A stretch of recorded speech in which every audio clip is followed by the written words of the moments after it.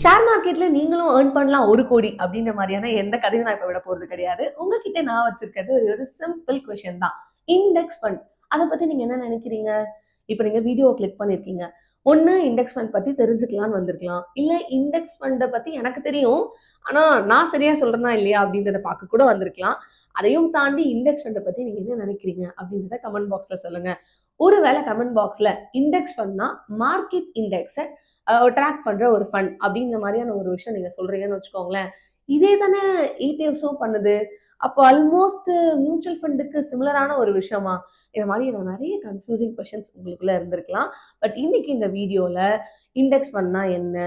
யாரெல்லாம் index ஃபண்ட்ல invest பண்ணலாம்? அதுல என்னென்ன டைப்ஸ் இருக்கு?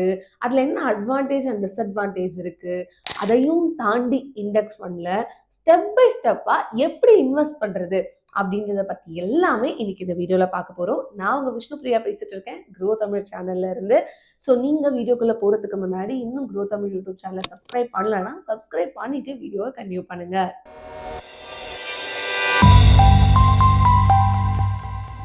இண்டெக்ஸ் ஃபண்ட்னா என்ன அப்படின்றத பத்தி இப்ப பார்க்கலாம். இப்ப நீங்க ஒரு கல்யாணத்துக்கு போயிருக்கீங்க.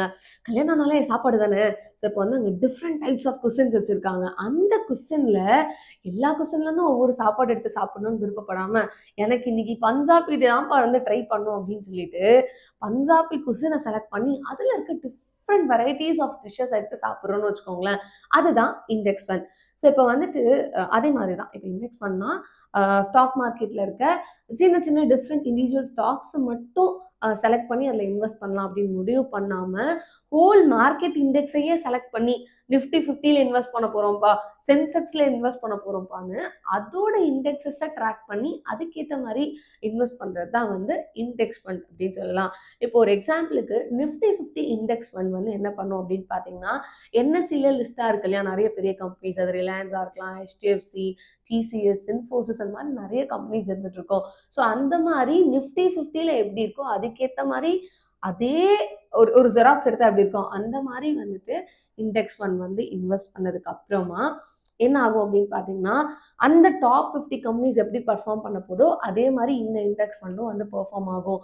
அங்கே ஸ்டாக்ஸ் க்ரோ ஆனால் இங்கேயும் க்ரோ ஆகும். அங்கே ஏதாவது ஃப்ளக்சுவேஷன் வந்தால் இங்கேயும் வந்து ஃப்ளக்சுவேஷன் இருக்கும். ஸோ பார்க்கறதுக்கு ரொம்ப சிம்பிளா இருக்குல்ல. பட் இது எப்படி ஆக்சுவலா ஒர்க் ஆகுது அப்படின்றத பார்க்கலாமா? இண்டெக்ஸ் ஃபண்ட் வந்து பார்த்தீங்கன்னா ஒரு ஆட்டோ பைலட் மோட்ல தான் ஒர்க் ஆகுது. ஆட்டோ பைலட் மோட்னா உங்களை இதை வந்து மேனேஜ் பண்றதுக்கு ஒரு ஆக்டிவான ஃபண்ட் மேனேஜர் அவங்களாம் யாருமே தேவையில்ல.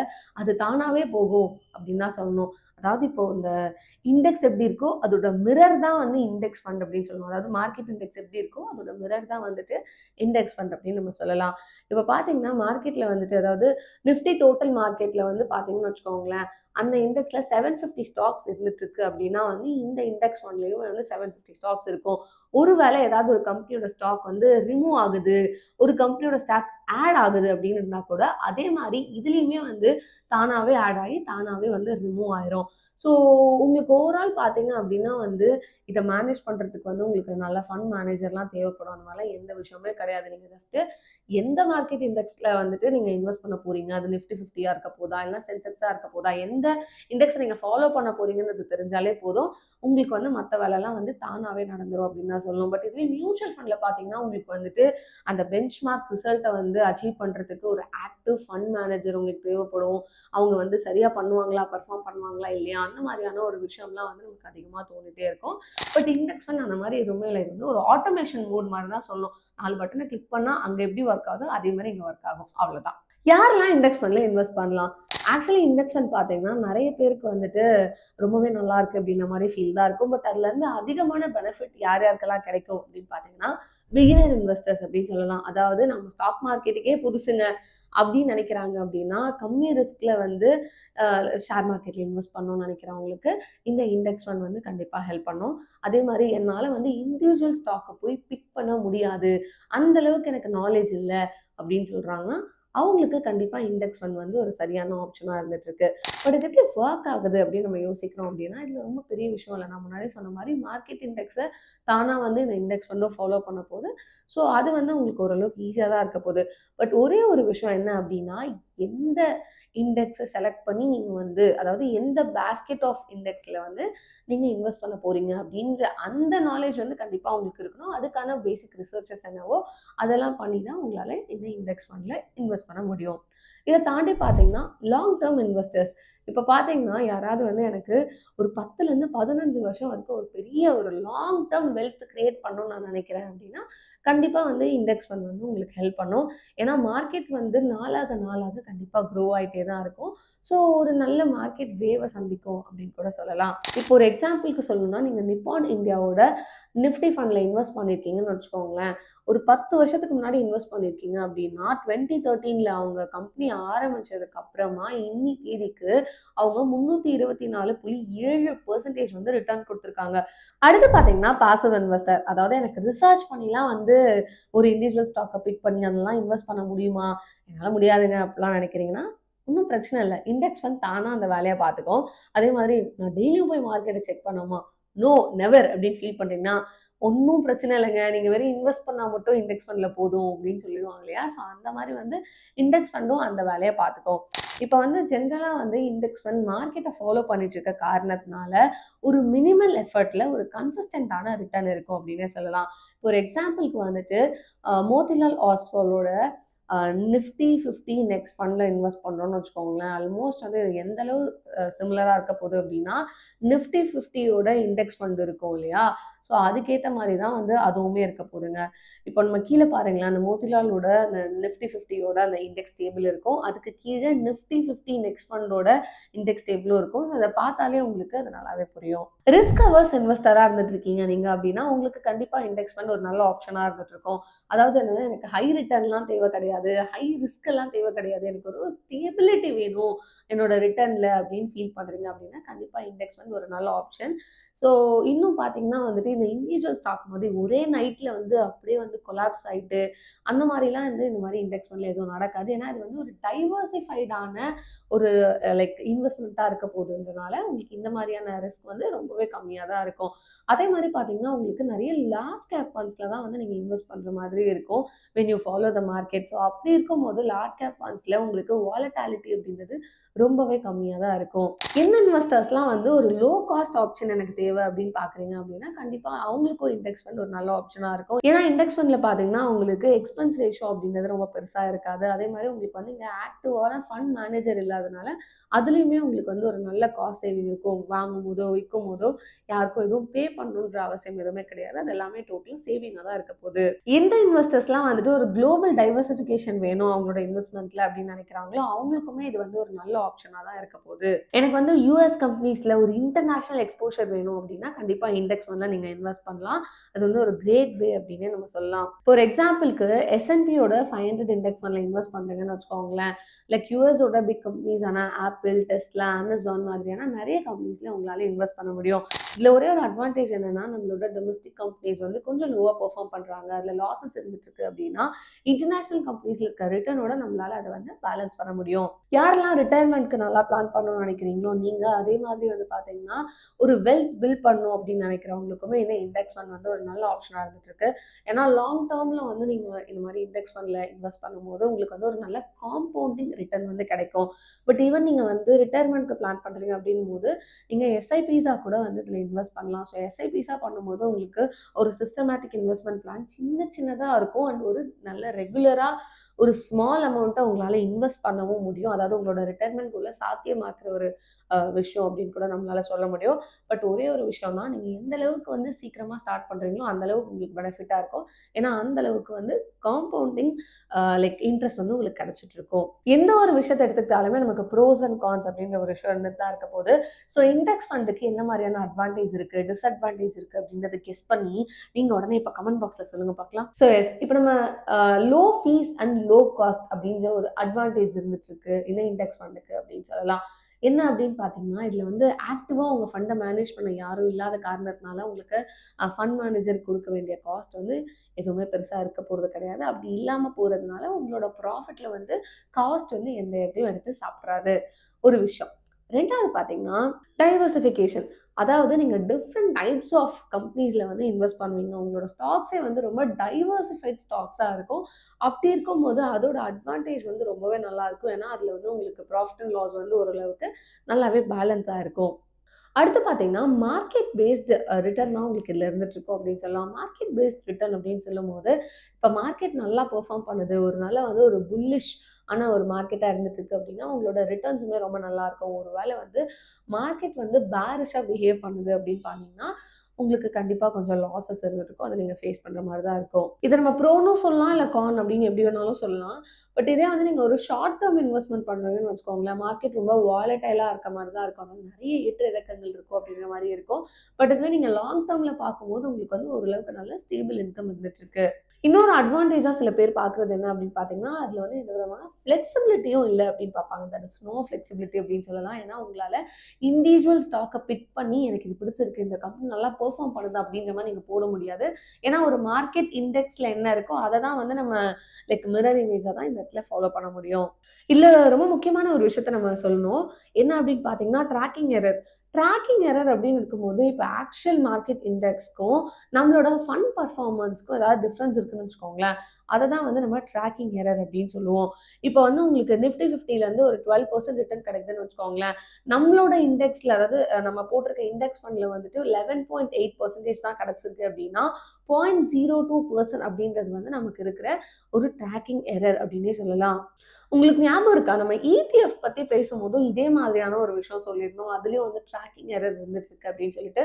ஸோ இப்ப ETFக்கும், இண்டெக்ஸ் ஃபண்டுக்கும் என்ன மாதிரியான சிமிலாரிட்டீஸ் இருக்கு? என்ன மாதிரியான டிஃபரன்ஸஸ் இருக்கு அப்படின்றத பார்க்கலாம். ETF பார்க்குறதுக்கு இண்டெக்ஸ் ஃபண்ட் மாதிரியே இருந்தா கூட, ETF வந்து ஸ்டாக் எக்ஸ்சேஞ்ச்ல ஒரு இண்டிவிஜுவல் ஸ்டாக் மாரி வந்துட்டு லைக் ட்ரேட் ஆகும். பட் இங்க இண்டெக்ஸ் ஃபண்ட் வந்து அந்த மாதிரி ஆகாது. அதே மாதிரி ETFஸ்ல நீங்க இன்வெஸ்ட் பண்ணணும் அப்டின்னா, உங்களுக்கு வந்து டீமேட் அக்கவுண்ட் தேவை. பட் இண்டெக்ஸ் ஃபண்டுக்கு அது தேவை கிடையாது. இப்ப நம்ம சிமிலாரிட்டீஸ் அப்டின்னு என்னன்னு பார்க்கலாம் அப்டின்னா, ETFமே ஏதாவது ஒரு சிமிலர் மார்க்கெட் இண்டெக்ஸ வந்து ட்ராக் பண்ணும். ஸோ அதே மாதிரி தான் வந்து இண்டெக்ஸ் ஃபண்டும் ட்ராக் பண்ணும். பட் 2மே பார்த்தீங்கன்னா வந்து ஒரு டைவர்சிஃபைடான இன்வெஸ்ட்மென்ட்டுக்கா இருக்கட்டும், பாசிவ் இன்கம்க்கா இருக்கட்டும், இது 2த்துக்குமே ஹெல்ப் பண்ணும். அதே மாதிரி 2த்துலயுமே வந்துட்டு காஸ்ட் அப்படிங்கிறது வந்து ஓரளவுக்கு லோவர் காஸ்ட்டா தான் வந்து இருக்கும். ஏன்னா வந்து இதுல ஆக்டிவ்லி மேனேஜ் ஃபண்ட்ஸ் எதுவும் இல்லாத காரணத்தினால. இப்ப ஸ்க்ரீன்ல உங்களுக்கு வந்து என்ன மாதிரியான கீ சிமிலாரிட்டீஸ் அண்ட் டிஃபரன்ஸஸ் இருந்துட்டுருக்கு அப்படிங்கிறத நீங்க பார்க்கலாம். இப்ப நம்ம ட்ரேடிங் பத்தி எடுத்துக்கிட்டோம்னு வச்சுக்கோங்களேன். இண்டெக்ஸ் ஃபண்ட் வந்து நம்ம மியூச்சுவல் ஃபண்ட் எப்படி வாங்குறோமோ அந்த மாதிரியான ஒரு விஷயமா இருக்க போகுது. பட் ETFஸா இருக்கு அப்படின்னா, அது வந்து ஸ்டாக் எக்ஸ்சேஞ்ச்ல தான் ட்ரேட் ஆகும். நான் முன்னாடியே சொன்ன மாரி இண்டெக்ஸ் ஃபண்ட்ல வந்து இன்வெஸ்ட் பண்றதுக்கு உங்களுக்கு டிமேட் அக்கவுண்ட் தேவையில்ல. பட் ETFல பண்றதுக்கு டிமேட் அக்கவுண்ட் தேவை. லிக்விடிட்டி அண்ட் செல்லிங் ப்ராசஸ பார்த்தோம்னு வச்சுக்கோங்களேன். நம்ம இண்டெக்ஸ் ஃபண்ட வந்து NAV பிரைஸ்ல தான் அதாவது வந்துட்டு நெட் வேல்யூ அசெட் என்ற பிரைஸ்ல தான் வந்து நம்மளால வாங்கவோ, விற்கவோ முடியும். பட் ETFஸ்ல பார்த்தீங்க அப்படின்னா வந்து த்ரூ அவுட் த டே அதாவது அந்த ட்ரேடிங் டேல மொத்தத்துல எப்ப வேணாலும் வாங்கலாம், விக்கலாம். அந்த இடத்துல என்ன வாலட்டாலிட்டி இருக்கோ, அதாவது மார்க்கெட் பிரைஸ் எப்படி இருக்கோ அதுக்கேத்த மாரி வேரி ஆயிட்டே இருக்கும். பட் இது வந்து பார்த்தீங்கன்னா, மியூச்சுவல் ஃபண்ட் மாதிரியே இண்டெக்ஸ் ஃபண்டும் வந்து உங்களுக்கு அந்த செல்லிங் ப்ராசஸ்ல செயல்படும். பட் ETFல ஒரு விஷயம் என்ன அப்படின்னு பார்த்தீங்கன்னா வந்து லோ வால்யூம் வந்து அந்த அளவு சரியா ட்ரேட் ஆகல அப்படின்னா லிக்விடிட்டி இஷ்யூஸ் இருக்கு. பட் இண்டெக்ஸ் ஃபண்ட்ல அது கொஞ்சம் கம்மி தான் கம்பேரிட்டிவ்லி. டைப்ஸ் ஆஃப் இண்டெக்ஸ் ஃபண்ட பத்தி பார்க்கலாம். இப்ப பார்த்தீங்கன்னா, broad market index fund. So இதுல வந்து பார்த்தீங்கன்னா, இந்த இண்டெக்ஸ் ஃபண்ட் என்டையர் மார்க்கெட்டையுமே ட்ராக் பண்ணுது. அது நிஃப்டி 50யா இருக்கலாம், இல்ல சென்செக்ஸா இருக்கலாம். பட் இப்படி இருக்கும்போது என்ன ஆகுது அப்படின்னு பார்த்தீங்கன்னா, உங்களுக்கு டாப் கம்பெனிஸ்ல இன்வெஸ்ட் பண்றதுக்கான எக்ஸ்போஷர் அதிகமாவே கிடைச்சிட்டு இருக்கு. ஒரு லாங் டியூரேஷன்ல வாலட்டாலிட்டி கம்மியா நல்ல குரோத் இருக்க மாதிரியான ஸ்டாக்ஸ்ல இன்வெஸ்ட் பண்றதுக்கு இது ஹெல்ப் பண்ணுது. அண்ட் பிராட் மார்க்கெட் இண்டெக்ஸ் ஃபண்ட்ஸோட சில எக்ஸாம்பிள்ஸை பார்க்கலாம். அடுத்து மார்க்கெட் கேபிடலைசேஷன் ஃபண்ட்ஸ். ஸோ இதில் வந்து பார்த்தீங்கன்னா large cap, small cap, mid cap அப்படின்னு நிறைய ஃபண்ட் கேட்டகரிஸ் இருந்துட்டு இருக்கு. இப்போ நம்ம லார்ஜ் கேப் இண்டெக்ஸ் ஃபண்ட்ஸ் எடுத்துக்கிறோம்னு வச்சுக்கோங்களேன். அதில் வந்துட்டு நல்ல டாப் கம்பெனிஸ் இருந்துட்டு இருக்கும். ஸோ அதனால வந்து உங்களுக்கு consistent return with very less risk இருக்கு அப்படின்னு சொல்லலாம். பட் இதுவே நீங்கள் மிட் கேப் எடுத்துக்கிட்டிங்கன்னா ஒரு மாடரேட் ரிட்டர்னும் மாடரேட் ரிஸ்க்கும் இருக்கும். ஸ்மால் கேப் ஃபண்டில் இன்வெஸ்ட் பண்ண போகிறோம் அப்படின்னா வந்துட்டு உங்களுக்கு ஹை ரிஸ்க் இருக்கும், ஹை ரிட்டர்ன் இருந்துட்டு இருக்கு. ஸோ இப்படி வந்து டிஃப்ரெண்ட் மார்க்கெட் கேட்டகரிஸ் படி நம்மளால இன்வெஸ்ட் பண்ணிக்க முடியும்.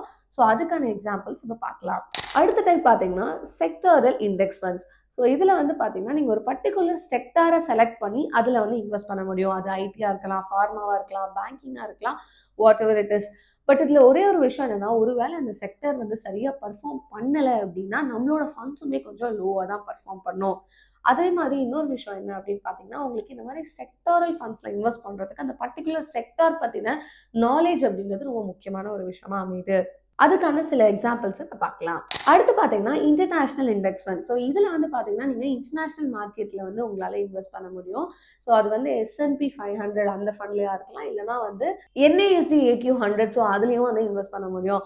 ஸோ இது வந்து பார்த்தீங்கன்னா இந்தியன் எக்கானமியை தாண்டி நம்ம வெளியே போய் மார்க்கெட்டில் வந்து இன்வெஸ்ட் பண்ணுற மாதிரியான ஒரு விஷயம். ஒருவேளை நமக்கு வந்து ஒரு டொமஸ்டிக் டவுன் ட்ரன், அதாவது வந்து இந்தியன் ஸ்டாக்ஸில் வந்து கொஞ்சம் கம்மியாக பெர்ஃபார்ம் பண்ணுது அப்படின்னு ஃபீல் பண்ணுறோன்னா உங்களுக்கு இன்டர்நேஷனல் ஃபண்ட் நல்லா பெர்ஃபார்ம் பண்ணி அந்த லாஸஸை மேட்ச் பண்ணுறதுக்கு ஹெல்ப் பண்ணும். அதோட சில எக்ஸாம்பிள்ஸும் கீழே இருக்கு பாருங்க. அடுத்து பாண்ட் இண்டெக்ஸ் ஃபண்ட். ஸோ இது வந்து பார்த்தீங்கன்னா ஸ்டாக்ஸுக்கு பதிலாக கவர்மெண்ட் அண்ட் கார்பரேட் பாண்ட்ஸில் இன்வெஸ்ட் பண்ணுற மாதிரியான ஒரு விஷயம். நம்ம ஈக்விட்டி இண்டெக்ஸ் ஃபண்டை கம்பேர் பண்ணுறோம் அப்படின்னா அதை விட வந்து கொஞ்சம் கம்மியான ரிஸ்க் தான் அதில் இருக்குது அப்படின்னே சொல்லலாம். எந்த இன்வெஸ்டர்ஸ்லாம் ரொம்ப கன்சர்வேட்டிவாக எனக்கு வந்து ஒரு ஸ்டேபிள் ரிட்டர்ன் வேணும்ப்பா அப்படின்னு நினைக்கிறாங்களோ அவங்களுக்கு இந்த பாண்ட் இண்டெக்ஸ் ஃபண்ட் வந்து ரொம்பவே ஹெல்ப்ஃபுல்லாக இருக்கும். இப்போ அதுக்கான எக்ஸாம்பிள்ஸையும் பார்க்கலாம். நம்ம இண்டெக்ஸ் ஃபண்ட் பற்றி பார்த்தோம், எப்படி ஒர்க் ஆகுது, அதோட ப்ரோஸ் அண்ட் கான்ஸ் என்ன அப்படின்னு பார்த்தோம். பட் சரியான இண்டெக்ஸ் ஃபண்டை எப்படி சூஸ் பண்ணுறது அப்படிங்கிறத பார்க்கலாம். ஒரு இண்டெக்ஸ் ஃபண்ட் எடுக்கும் போது அதோட எக்ஸ்பென்ஸ் ரேஷியோவை பாருங்க. எந்த அளவுக்கு லோவர் ஃபீஸ் இருக்கோ அந்த அளவு வந்து ஒரு பெட்டர் இண்டெக்ஸ் ஃபண்டாக இருக்கும் அப்படின்னு சொல்லலாம். ஸோ வந்து உங்களோட காஸ்ட்டை வந்து இன்னும் கொஞ்சம் நம்மளால சேவ் பண்ணிக்க முடியும். ரெண்டாவது ட்ராக்கிங் எரர். ட்ராக்கிங் எரர் வந்து இப்போ மார்க்கெட் இண்டெக்ஸ்க்கும் நம்மளோட இண்டெக்ஸ் ஃபண்டில் இருக்கிற அந்த ரிட்டர்னோட கேப் இருக்கு இல்லையா, அது வந்து கம்மியாக இருக்குது, லோ ட்ராக்கிங் எரர் இருக்குது அப்படின்னா வந்துட்டு கண்டிப்பாக அது நல்லா பெர்ஃபார்ம் பண்ணுது அப்படின்னு சொல்லலாம். பட் கொஞ்சம் ஹையாக இருக்குது அந்த ட்ராக்கிங் எரர் அப்படின்னும் போது அப்போ அது மார்க்கெட் இண்டெக்ஸை விட தாண்டி டீவியேட் ஆகி பர்ஃபார்ம் பண்ணுது அப்படின்றத நீங்கள் புரிஞ்சுக்கணும். ஃபண்ட் சைஸ் இல்லைனா AUM சைஸ் அப்படின்னு சொல்லலாம். அதாவது வந்து அசட் அண்டர் மேனேஜ்மெண்ட் வந்து நல்லா ஹையாக இருக்குது அப்படின்னா அந்த கம்பெனி மேலே உங்களுக்கு வந்து ஒரு ஸ்டேபிள் ரிட்டர்ன் வரும்ப்பா, அண்ட் ட்ரஸ்ட்டும் வந்து கொஞ்சம் இன்னும் நல்லாவே வச்சுக்கலாம் அப்படின்னு சொல்லலாம். அதே மாதிரி இன்வெஸ்ட்மெண்ட் ஹாரிசான், அவங்களோட கோல் என்ன, அவங்களோட ஃபினான்ஷியல் கோல் என்னன்றதை பொறுத்து தான் உங்களால் இதை வந்து முடிவு பண்ண முடியும். ஒருவேளை இப்போ வந்து நீங்கள் லார்ஜ் கேப் ஃபண்ட்ஸில் வந்து இன்வெஸ்ட் பண்ணலாம் அப்படின்னு நினைக்கிறீங்க அப்படின்னா உங்களுக்கு வந்து ஒரு நல்ல லாங் டேர்ம் க்ரோத் இருந்துட்டு இருக்கு.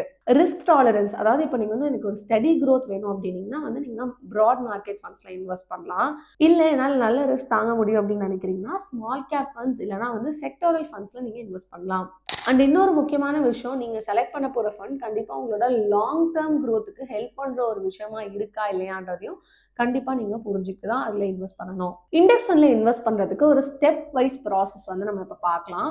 ஸோ அதில் ஃபர்ஸ்ட் ஸ்டெப் என்ன அப்படின்னு பார்த்தீங்கன்னா உங்களுக்கு வந்து ஒரு அக்கௌண்ட் ஓப்பன் பண்ணுறது. இதில் வந்து நம்ம டிமேட் அக்கௌண்ட் ஓப்பன் பண்ண போகிறது கிடையாது. பட் இன்வெஸ்ட்மெண்ட் சர்வீசஸ் கொடுக்குற க்ரோ மாதிரியான பிளாட்ஃபார்மில் இப்போ நீங்கள் ஒரு அக்கௌண்ட் ஓப்பன் பண்ணிக்கிறீங்க அப்படின்னு வச்சுக்கோங்களேன். அதே மாதிரி நீங்கள் அந்த மாதிரி ஒரு பிளாட்ஃபார்ம் செலக்ட் பண்ணும்போது நீங்கள் என்ன வந்து பார்க்கணும் அப்படின்னா உங்களுக்கு வந்து SIP இன்வெஸ்ட் பண்ணுறதுக்கான ஆப்ஷன்ஸ் இருந்துட்டு இருக்கா, ஒன் டைம் இன்வெஸ்ட் பண்ணுறதுக்கான ஆப்ஷன்ஸ் வந்து அவங்க கொடுத்துட்டு இருக்காங்களா அப்படின்றத அந்த பிளாட்ஃபார்மில் என்ஷூர் பண்ணிக்கோங்க. அடுத்து வந்து பார்த்தீங்கன்னா KYC கம்ப்ளீஷன். ஸோ இதில் வந்து உங்களோட ஆதார், பேன், பேங்க் டீட்டெயில்ஸ் இதெல்லாமே நீங்கள் வந்து ஃபில் பண்ணுற மாதிரி இருக்கும். அதெல்லாம் வந்து எப்படி ஃபில் பண்ணணும்னு அவங்க வந்து இன்ஸ்ட்ரக்ஷன்ஸ் கொடுத்துருப்பாங்க. அந்த இன்ஸ்ட்ரக்ஷன் அப்படியே ஃபாலோ பண்ணிகிட்டே போகலாம். அண்ட் சம்டைம்ஸ் வந்து பார்த்தீங்கன்னா அதோட ஸ்கேன்டு காப்பீஸும் கண்டிப்பாக கேட்பாங்க. அதுக்கப்புறமா இப்போ நீங்கள் இண்டெக்ஸ் ஃபண்டை செலக்ட் பண்ண போகிறீங்க. ஸோ இது வந்து பார்த்தீங்கன்னா asset under management, tracking error, so expense ratio இது எல்லாத்தையும் கம்பேர் பண்ணி உங்களுக்கான இண்டெக்ஸ் ஃபண்டை செலக்ட் பண்ணிக்கோங்க. உங்களோட ஃபர்ஸ்ட் இன்வெஸ்ட்மெண்ட்டை இப்போ பண்ணுங்க. ஸோ இப்போ பார்த்தீங்கன்னா நீங்கள் வந்து SIPயில் இன்வெஸ்ட் பண்ண போகிறீங்களா இல்லை லம்சமாக இன்வெஸ்ட் பண்ண போகிறீங்களா அப்படின்றத என்ஷூர் பண்ணிவிட்டு அதுக்கான அதாவது உங்களோட நெட் பேங்கிங் இல்லை UPI மூலமா பே பண்ணி அதை கன்ஃபார்ம் பண்ணுங்கள். அதுக்கப்புறமா உங்களோட ஃபண்ட்ஸை நீங்கள் ட்ராக் பண்ணி மானிட்டர் பண்ண ஆரம்பிங்க. அதாவது உங்களோட ஃபண்ட் எப்படி பெர்ஃபார்ம் பண்ணுது அப்படின்றது ஒரு அட்லீஸ்ட் ஒரு பீரியாடிக்கல் செக் வச்சுக்கிட்டீங்க அப்படின்னா ரொம்பவே ஹெல்ப்ஃபுல்லாக இருக்கும். அண்ட் அதே மாதிரி ஒரு இம்பல்சிவ் பையிங் அண்ட் செல்லிங்கை அவாய்ட் பண்ணுங்கள். அதிகமாக வாங்குறது, அதிகமாக விற்கிறத வந்து கொஞ்சம் அவாய்ட் பண்ணி ஸ்லோவாக கொண்டு போங்க. அதே மாதிரி நீங்கள் வந்து இப்போ ஒரு லாங் டேர்ம் க்ரோத் பார்த்துட்டு இருக்கீங்க அப்படின்னா வந்துட்டு ஒரு லாங் பீரியடுக்கு அந்த ஃபண்டை ஹோல்ட் பண்ண ட்ரை பண்ணுங்கள்.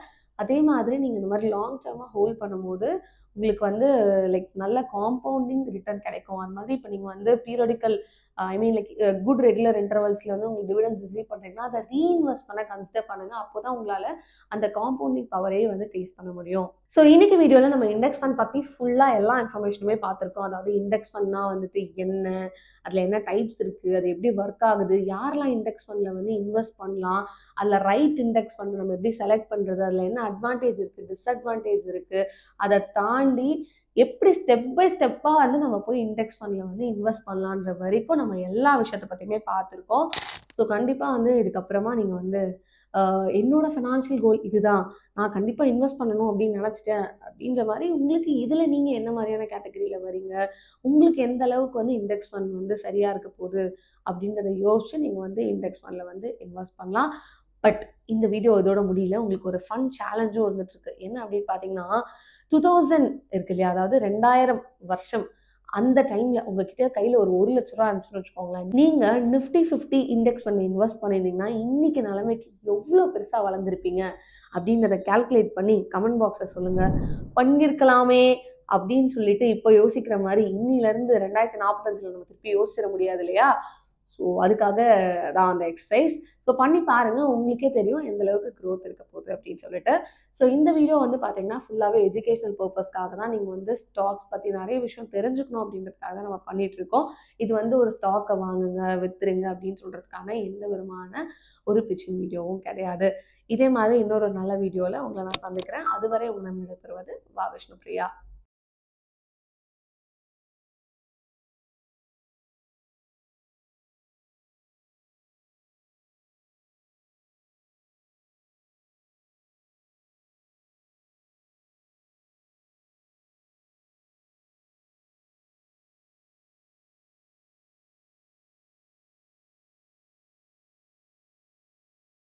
Investment in securities market are subject to market risks. Read all the related documents carefully before investing. Please read the risk disclosure documents carefully before investing in equity shares, derivatives, mutual fund, and or other instruments traded on the stock exchanges.